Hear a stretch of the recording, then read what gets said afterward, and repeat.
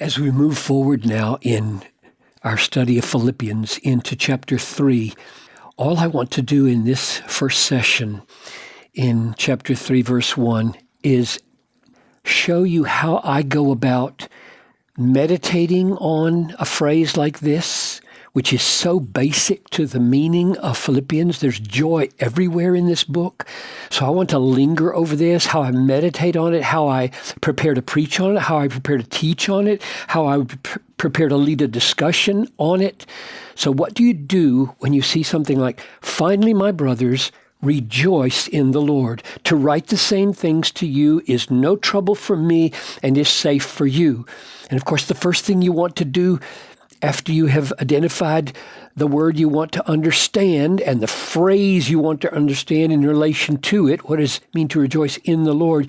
You look in the immediate context and you say, well, he's gonna write some of the same things that he's already said, which clearly are going to be designed, as they already have been, to support that joy, and they're going to be no trouble for him. He loves to talk about joy, and they're going to be safe for them. It's a wonderfully safe position over against your enemies when you have deep joy in the Lord rather than suspicion of the Lord. You notice those kinds of immediate contextual clues, but still you wonder, what does in the Lord mean? Rejoice in the Lord. So what I do is look up all the places where joy or rejoice or glad occurs in Philippians and see whether or not all those uses shed light on what it means to rejoice in the Lord. So let me show you just briefly from my Bible program how I do that.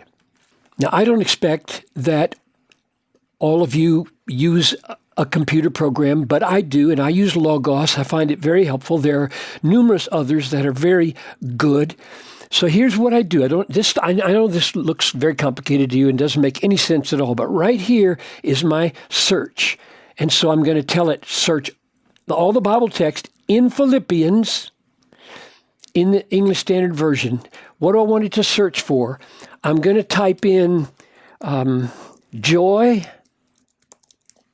and I'm going to put a little asterisk so it will include joys, or I'd like it to find rejoice, and a little asterisk to find rejoicing and rejoices, or any form of gladness, and so on. So those are I wanted to find all of those.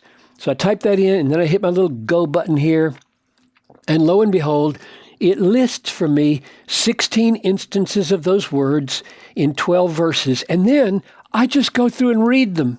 I'll read them in English, I read them in the Greek, and I try to find out, are there uses throughout the whole book? Look at all those uses of joy. Will they shed light on what this phrase means? I think that's one of the most fruitful and safe ways to go about answering the question. The question, what does rejoice in the Lord mean? So I'm just going to walk with you through the results of that search. So here we go, and you try to think of all the various meanings rejoice in the Lord might have, because the question is it's not simple, right? It might, in the Lord, rejoicing in the Lord might mean that the Lord is the object of our joy, right? That is, he's what makes us happy. Or it might mean we are rejoicing in the Lord about something else, and he's the basis of it. He's the source of it. We might rejoice in other believers in the Lord. Well, let's see. Chapter 1, 4, and 5. Always in every prayer of mine for you all, making my prayer with joy because of your partnership in the gospel from the first day until now. So here's joy because of their sharing in the gospel. Chapter 1, verse 18. What then? Only that in every way, whether in pretense or in truth, Christ is proclaimed, and in that I rejoice. So wherever Christ is proclaimed, Paul's joy is abounding. So you can see rejoicing in the Lord doesn't mean the Lord himself is the only object of the joy. It's right to rejoice that Christ is proclaimed. Philippians 1:25, convinced of this, I know that I will remain and continue with you all for your progress and joy of faith, so that in me you may have ample cause to glory in Christ Jesus because of my coming to you again. And so here, joy is coming from faith probably, or faith is almost identical with joy, or at least let's say joy is a component of faith, or the other way around. They are so bound up together that where there is faith, there is joy. Chapter 2, verse 1, so if there's any encouragement in Christ, any comfort from love, any participation in the Spirit, any affection and sympathy, complete my joy by being of the same mind, having the same love, being in full accord and of one mind. Obviously, joy is flowing from their unity of love, right? So Paul is rejoicing in their unity of love.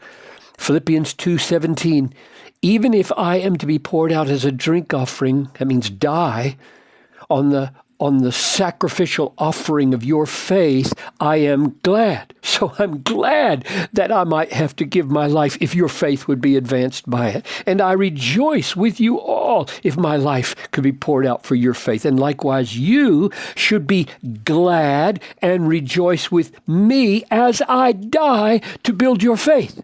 Wow. This means just enormous implications for what it means to rejoice in the Lord as you ponder texts like these, walking through the book. Or chapter 2:28, I am the more eager to send him, Epaphroditus, therefore, that you may rejoice at seeing him again, and that I may be less anxious, that you may rejoice at seeing him. It's going to make them happy to see Epaphroditus again. So receive him in the Lord with all joy. Don't let him show up and you show no happiness. That would not honor him. Honor such men, for he nearly died for the work of Christ. This is the kind of man risking his life to complete what was lacking in your service to me. So rejoice in such people. Honor such men. Let your joy abound in people who risk their life for ministry. Chapter 4, verse 1, therefore, my brothers, whom I love and long for, my joy. So the brothers themselves are the joy and crown. Stand firm thus in the Lord, my beloved. When you love somebody and their life is your life, it's fair to say they are a constituent part of your joy. And these brothers, these family members in Christ are his joy. Chapter 4, verse 3, yes, I ask you also, true companion, to help these women who have labored side by side with me in the gospel, together with Clement and the rest of my fellow workers whose names are in the book of life. Rejoice in the Lord. Same phrase. And again, I will say, rejoice. Now, when I read this, what triggered in my mind, wondering, does he have any particular ground besides the Lord himself as what elicits this joy? He had just said, your names are in the book of life. Does that ring any bells for you from the Gospel of Luke, the words of Jesus? What about this? Luke 10:20. Nevertheless, I do not rejoice in this, that the spirits do not rejoice in this, that the spirits are subject to you, but rejoice that your names are written in heaven. Your names are written in heaven. That's Luke 10:20 and Philippians 4:4. Their names are in the book of life. Rejoice in the Lord. In other words, rejoice that the Lord has made you secure by putting your names in the eternal book of life. Chapter 4, verse 10.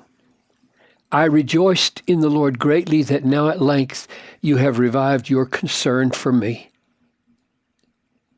You were indeed concerned, but you had no opportunity. So he's rejoicing in the Lord. Now this is really interesting. In the Lord that they have shown financial concern for him and sent him money and help by Epaphroditus. So it's not a contradiction to say, I'm rejoicing in the Lord and I'm rejoicing in your concern for me. Because what prompted me to rejoice in the Lord was your renewed concern for me. So in the Lord doesn't just mean the Lord is the object. He is, but he's not only.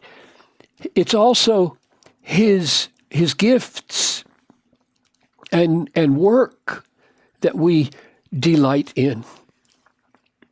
Let me summarize it. So here I'm listing them all with just a summary statement about what the joy was in. He rejoiced in their participation in the gospel. He rejoiced that Christ was proclaimed. He rejoiced in their unity of love. He rejoiced in their faith. Paul's faith-sustaining death, they are to rejoice in. They are to rejoice in Epaphroditus' risk-taking ministry. The Philippians themselves are his joy. That we are secure in the book of heaven because Christ wrote our names there before the foundation of the world. That they support Paul financially in the gospel, which takes us right back to the first one. Isn't that interesting? That number, the very first one and the last one are participation in the gospel and participation in supporting the gospel. These, the least we can say is this: no one rejoices like this except believers.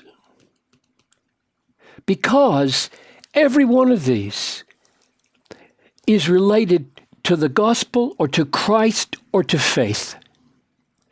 And therefore all joy is rooted in Christ, in the gospel, through faith. So how then shall we go back here to the beginning and define rejoice in the Lord from chapter 3, verse 1. Here's what I would write. It means experience the Lord himself as your satisfying treasure.